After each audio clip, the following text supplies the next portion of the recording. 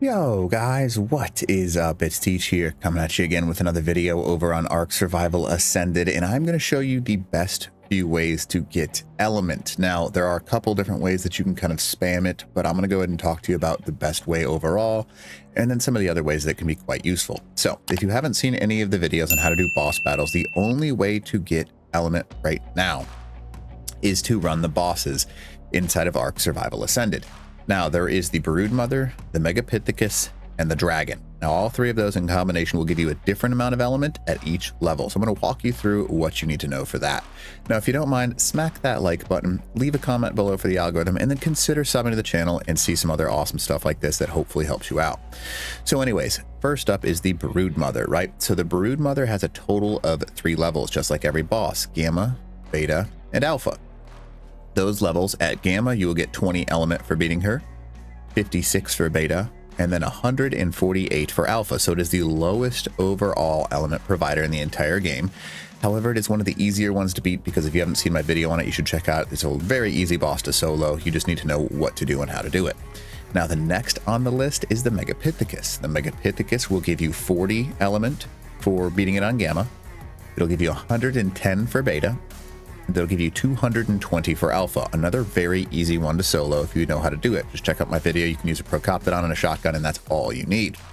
Now, the final one and the most effective way to get element in all of Ark is one of the hardest ones unless you know some of the tricks for it. So it's technically possible to solo it on unofficial or single player. However, it's almost impossible to solo this boss on Alpha. Doable, but almost impossible. So I'm going to show you how to do it real quick, but you get 80 element for Gamma, you get 220 for Beta, and 440 element if you beat Dragon on the highest level on Alpha. Now, I'm going to go ahead and show you right now what that looks like. And basically all you need is in my hotbar. You're going to need a Enduro Stew, and then, yeah, you can see all the other stuff there. Some of the other stuff just helps with the heat. And another thing that if you didn't know this already, the heat and cold resist is heavily boosted by an otter. So if you bring an otter with high melee in there, you pretty much can wear whatever your armor you want and not have to worry about a thing. Now, what we're going to do is we're going to bring a high level sword, a Megaloceros, and a couple of health potions, because that's going to let us survive the dragon a little bit. Now, what you're going to do, immediately get on and then shoot this thing in the sky. So as soon as you shoot him, what's going to happen is people have an issue on official servers where this guy essentially doesn't come down to the ground. The reason that that happens is because it needs to be basically acknowledge the fact that you're in the boss arena. You can see right now that he's kind of flying around, and we're just waiting for him to hit the ground. You want to keep making sure he knows that you're there, because for some reason they kind of he's able to go outside of the actual boss arena. I don't know why it's a thing, but if you go to the top of the boss arena, you can actually climb out of the mesh, and that's not a great thing, but he is actually outside of the mesh. So he didn't land that time, unfortunately, so we have to wait for him to actually land and stay landed. There he goes. So what you want to do is you want to get underneath his feet, and once you get underneath his feet, basically that's going to allow you to, let's see if we can do it right now, and he's going to be unable to bite you. So see how we're underneath his feet right now, and he can't actually hit us. He hit us with a little bit of an attack, but that's kind of not too terrible. So you just sit here and you swing at his feet, and you can see that I'm doing a ridiculous amount of damage. Now, the reason that is because a sword plus having maximum melee damage pumped in, you will able to do a ridiculous amount of damage to this thing as long as he's on the ground. Now, again, this is more of a solo or unofficial because there's so much lag on official servers that it makes it difficult to do this strategy. However, it is doable. You just need to make sure that he lands on the ground. Now, because he can't hit the Megaloceros, we just sit and we continue to swing non-stop. Now, the things that make this damage actually better is we're going to use an Enduro Stew, and that Enduro Stew is going to allow us to actually get a hold of a lot more damage overall. And then you're going to have some stamina potions, because you will eventually run out of stamina. Because he's just going to continue to try and attack you. Now, the best thing you can do is not move at all, because he'll get stuck in an animation like he's in right now, and he's going to continue to try and bite you. Now, that bite, again, is not going to be very effective for him because he can't hit anything that's directly underneath him that is a small tame and smaller, and he'll continue to try and bite unsuccessfully. Now, just some things that are like tips for this, right? The hardest part of this is when he lands up, or I guess he jumps off from the ground and then calls in his help for Dimorphodons. Right now, you're going to see a great example of this, right? Make sure he knows you're there by shooting him. And then we're going to go ahead and avoid those shots because those hurt really bad. And then we're just gonna keep dodging all of this. Now he's gonna breathe fire, and when he breathes the fire, it's gonna call down his Dimorphodon army, and we wanna make sure that when we have that, we're just able to, you see that right there. So now he's got his Dimorphodon army. We're gonna go ahead and pull out our sword, and we're gonna swing and kind of back up while we do it. Now, the benefit of this is that we're gonna go ahead and just kill all these things insanely rapidly, because that's gonna hurt. Yep, that hurt a little bit.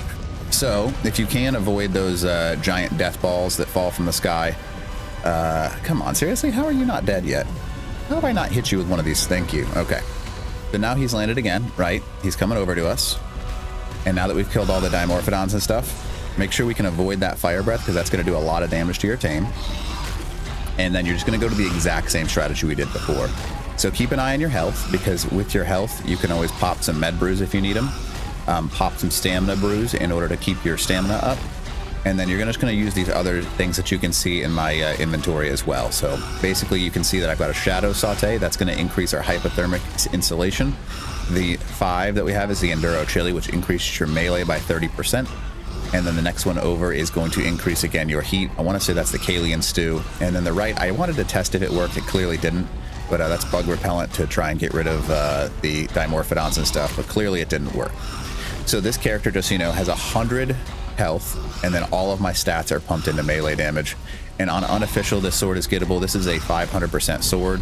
So on official settings, you're going to need a much high, so like around 300% sword is what you're going to need, and you'll be able to do this. Now, if you have more than one person, what you can do is you can have people, as long as no other dino attacks him, have people run around on Rhinoceros, and then when they're running around on their Rhinoceros, basically what that's going to enable them to do is when they're running around, okay, I want to be careful because he will land on you and you won't be able to get the element, which sucks. So see how he's almost there? We're going to keep an eye on our stamina real quick, and we're going to go ahead and keep attacking him, and he's almost dead. So he's got like a few hits left. We're getting really close here. 2, 3. Okay, we'll do one more. Yeah, he's basically dead. So what we're going to do now is we're going to go ahead and let him fly up in the air, and we're going to try and shoot him, because I don't want to get stuck, so we have the inability to get our element out of this, because if he falls on you, you got a big problem. So we're just going to jump as soon as we get a chance with this Megaloceros.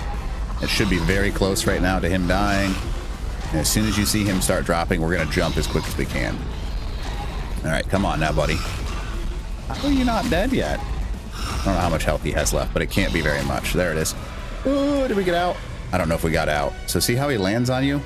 That's kind of unfortunate, because we want to be able to get out, and I don't know if we're going to be able to, but sometimes you can kind of sneak your way around.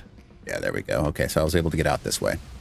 All right, so that's how you beat the dragon pretty easily, and we're going to go ahead and go grab the element out of that alpha crate. Now, again, for those of you that are watching right now, this is very difficult to do on official because of the lag that exists. It can be very difficult, so you probably won't be able to do it solo on official, but it's still a great strategy to use with one person and everyone else running around on Rhinoceros, and that allows them to basically get you a bunch of shotgun damage as long as they don't attack the dragon. If you haven't seen my video, check it out, because it's very simple to do. And then you just walk over and grab all of that lovely element, right? Like, look at that. Like, that's what we're looking for right there. So that's pretty much what we want. Like, look at this. This is that picture that we want, because we want to be able to grab the ridiculous amount of element out of it. If you can grab the element, you get a big dub, right? Because that's got to be your goal at the end of this, because you want to make sure you grab all the element. So that is explained on the different types of elements you can get from each of the bosses. The best overall is beating him on a alpha, because you can get that 440 each time you go in there. So it doesn't actually lower the amount per time you go in. So that is how you do the most difficult boss. Again, you can do it on solo and unofficial servers by yourself. However, it's more difficult on official servers. You probably need a couple of buddies, and then have one person do the sword thing that I just did, and everyone else kind of run in circles way away from him and shoot the top of the dragon with shotguns. And that's going to enable you to beat it on official, because those guys will help you with the other Dimorphodons and then Pteranodons as well. And it's pretty simple. That's all you have to do. So anyways, if you don't mind, smash that like button, leave a comment below for the algorithm, and then consider subbing to the channel. All right, teach.